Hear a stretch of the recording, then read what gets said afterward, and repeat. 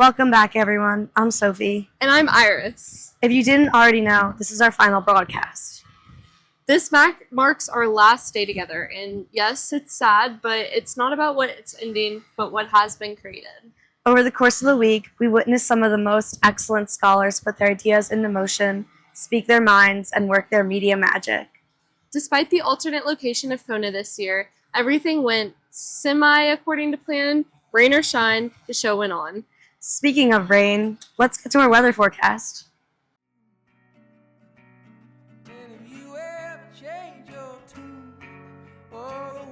Oh, I guess the grass really is greener on the mountain. Since CONA is full of so many diverse individuals, it would take far too long to tell the weather of every state represented here. However, some forecasts are set in stone. Fortunately for those of you that are going to be here tomorrow, it's looking like a beautiful sunny day, with temps in the 60s and 70s and a UV of 9. For those of you traveling by plane, there's a 77% chance of nostalgic reflection, and those by bus, a 91% chance of hugs, high fives, and eyeball precipitation. No matter where you're headed, from the Arizona desert to the concrete jungle of New York City, one thing is guaranteed. Tonight there's a 100% chance of happy memories and sappy Instagram posts. I know I can't wait to see them. You made me touch grass, and now I have to download Instagram too? We all have our own unique ways of appreciating each other here on the mountain. Here's a sneak peek at Pennsylvania's special tradition. Hey CONA delegates, my name is Ava, and I'm coming to you today with a very special tradition. The conference is ending, things are winding down, but we have one last thing to look forward to, our last dinner. For the past few years, this dinner has become an anticipated event for Pennsylvania delegates. While some delegations take this time to celebrate their newfound friendships and last moments at CONA, Pennsylvania has a very special tradition. Okay, now you two look here, smile. CONA Prom is where all members are paired with one another to celebrate unity and friendship.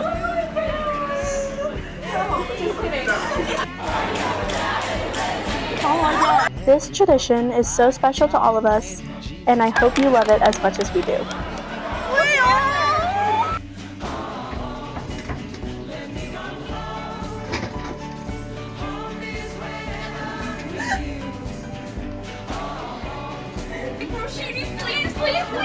Please say yes! Yes, I agree! This is one of the most unexpected things that I have loved this year. My delegation is one of the most supportive, tight-knit group I have ever met. I am so happy that we have this tradition, and I hope maybe we inspired you too. Shout out PA. CONA can be very overwhelming. Sometimes it's just easier to break it down to numbers. Did you know that 100% of media delegates are sad to go home? Join me for some more statistics. Hi, I'm Sophie Fenton from the Golden State of California. And I'm Sophie Barsanti from the Empire State, New York. And welcome to Stats with Sophie Squared. I don't know about you all, but I've been fascinated by all the secret inner workings behind the scenes here at CONA. Right. Everything here can be explained by a few simple calculations. Let's get into it. We'll begin with breakfast. After much sample surveying, we discovered that 45% of delegates prefer the breakfast bowl option. But how does this fit into the larger context of the conference? After many calculations, we've concluded that an average of 12 delegates are late per session, waiting on the acai bowls. Speaking of being late to committee, 32 states brought proposals to conference this year. Out of the 598 that were brought here, 87% of them got cut. And 17% made it to Committee C. 4.3% made it to General Assembly. And only 1.7% made it to plenary. That is exponentially impressive. Because we're leaving in approximately 86,400 seconds, 6 out of 32 states are traveling over 1,000 miles back home tomorrow. Personally speaking, there's a 100% chance that I'm sleeping on that plane. I'm 99% confident New York's 12-hour bus ride will be all snores. And one last... Oh, wait. Cool, so... Okay. And lastly, we are going to miss 100% of you all. Thank you for all the helpful stats. That definitely cleared some things up. Anytime. On another note, we've gathered here this week to witness the joining of states in holy matrimony. From getting proposed to a cheese to marrying in the neutral zone, here are some wedding ceremonies that will definitely make for some happy unions. No, I won't be afraid. Oh, I won't be afraid. Just as long as you stand by me. So darling, darling, stand by me. Oh, stand by me. Oh, stand by me. Stand by me. If the sky that we look upon should tumble and fall, or the mountain should crumble to the sea, I won't cry, no, I won't shed a tear, just as long as you stand by me.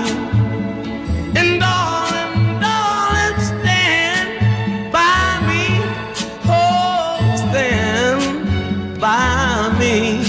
Oh, stand now. Stand by me. Stand by me.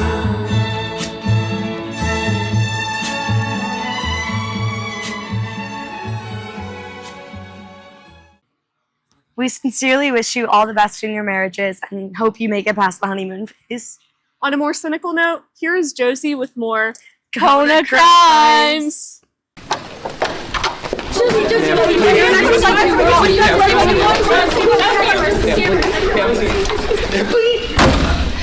This is Josie Rothman. Welcome back to CONA Crimes. I'm here with. Sophie Douglas. How does it feel to be the most infamous scam artist at this conference? I personally don't think I'm a scammer. I just love the shirts, and I think that I meet the right people who want to trade shirts for pins, and I think it's an actual art. Can you tell us a little about your methods? Yes, of course. So ever since CONA 2022, my first year on the mountain, I've always loved shirts more than pins. And so what I would typically do, I would find the people who love pins but don't like shirts, and then I would find the people who love shirts and don't like pins, and talk and have negotiations like that. Thank you very much. Of course. I'm here with Annika, Alyssa. Hudson, and Anderson. How do you all feel about your fellow PO's antics? I mean, look, all I'm saying, if you amass that much wealth that quickly, there's no way you do it without the IRS catching attention. I think something fishy is going on. I demand an audit right now. Investigate Sophie Douglas. It's really gotten to be a ridiculous level. We'll be like, where's Sophie during a meal trying to recap our day. She'll come back with a backpack she can't even zip up because she has 34 different t-shirts. And it's just reached a crazy level. Yeah, I mean, me and Sophie are friends. In fact, many of you think that I'm Sophie. But the truth is, when I see Sophie scamming children out of t-shirts and pens, I have to blow the whistle, and so I'm finally saying something. Honestly, I'm just starting to have medical concerns for her. I mean, she walks around with like 10 t-shirts on, a neck full of pins. That can't be good for her. I mean, her joints must be hurting, and all this walking around on the mountain, like it's gonna be too much for her. I just think for her own health, it needs to stop. Let's talk to the defense. I'm here with. Brady Sternberg. What do you have to say in defense of Sophie? Look, that's my close personal friend, Sophie Douglas. There have been a lot of accusations thrown around, even from our fellow friends, people who we thought, were close to us, that had some amount of goodwill towards us. So, I just felt like I needed to step up and defend her. If you don't want to trade with her, don't trade with her. We've all been maybe inflating the worth of... He's crooked! He's crooked! He's rigged! He's bought paid for! My verdict, guilty. Good evening, delegates. This week, the media team has been working tirelessly to create funny, informative, and meaningful content for you all. However, as many of you know, on Tuesday, the Senate passed the One Big Beautiful Bill Act, and it's now back on the House floor for reconsideration. We had the pleasure of speaking with Kevin McCavey, a healthcare and policy expert about the implications of this bill on welfare and public health. Here are a few words from Mr. McCavey that he would like to share with the youth of America and all you at the Conference on National Affairs. Do you have any words for them? Anything you like a message that you'd like to leave them with? One thing that's incredibly disheartening for me right now is the world seems to be treating politics like a team-based affair. And I think that that's just going to push us in a completely unproductive direction. I would encourage everyone to be open-minded, critically think about the issues that are coming up, and really think about what they value and the way that they want the world to work, what they think is fair and unfair, and make that assessment individually.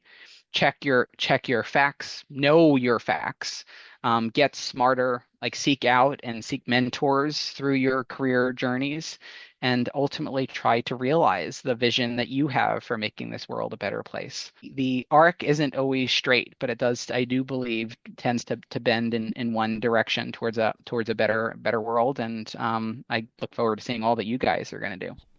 To hear the rest of our conversation with Mr. McCavey, stay tuned to our social media accounts and Spotify. We hope you've enjoyed each and every one of our segments this week. We've certainly enjoyed producing them. And that's a wrap on the CONA broadcast.